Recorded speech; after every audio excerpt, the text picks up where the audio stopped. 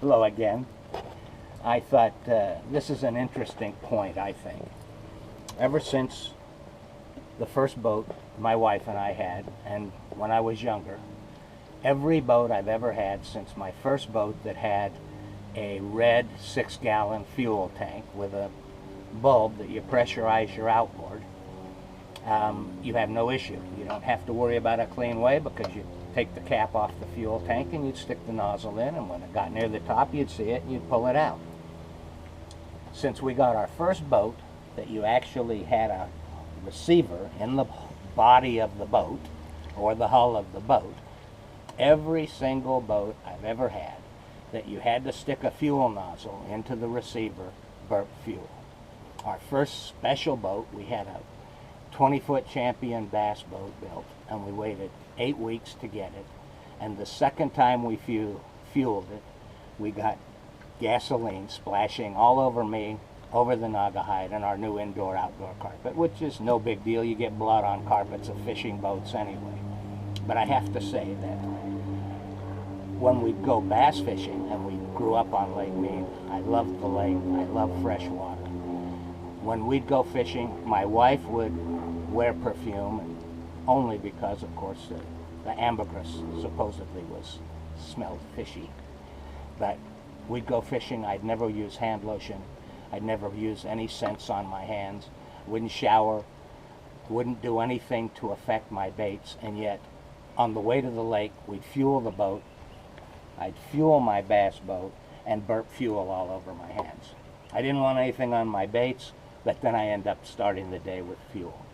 It's kind of interesting that if your boat doesn't belch all the time, and I've met many people and they say, truly, my boat, I listen for it. It doesn't happen. But I can tell you that every single boat on the planet that you stick a nozzle into, if you're careful and it breathes well and it doesn't burp, when it gets to the top for a filling, if you're filling your boat, unlike a car, when the fuel backs up, turns off the nozzle, it burps over the gunnels.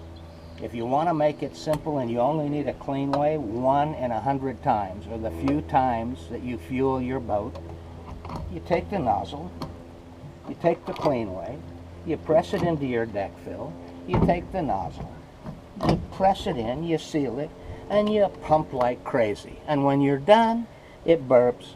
You didn't have to listen. You didn't have to worry about anything. You give this back to the guy.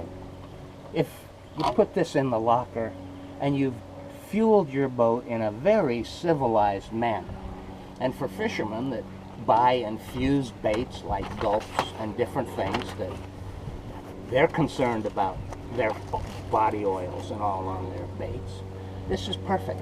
If you use it and it burps once a season, you'll be quite proud of yourself. You've taken a very, which can be a little messy situation, and made it civilized, clean, and if it only burps that one time a season, what a wonderful experience. You're not going out for a day on the boat and a day with the family and having to deal with fuel on your hands. Not many people want to get back into their car after fueling at a gas station and have the car smelling of gasoline. I don't like gas on my skin either, whether it's on my skin, stain my upholstery, ruined the teeth, went overboard, whatever. And it's a great product. I think that everyone that has a boat that sticks a nozzle into the hull should truly think of having one. It's quite a lovely way to make a fueling experience pleasant.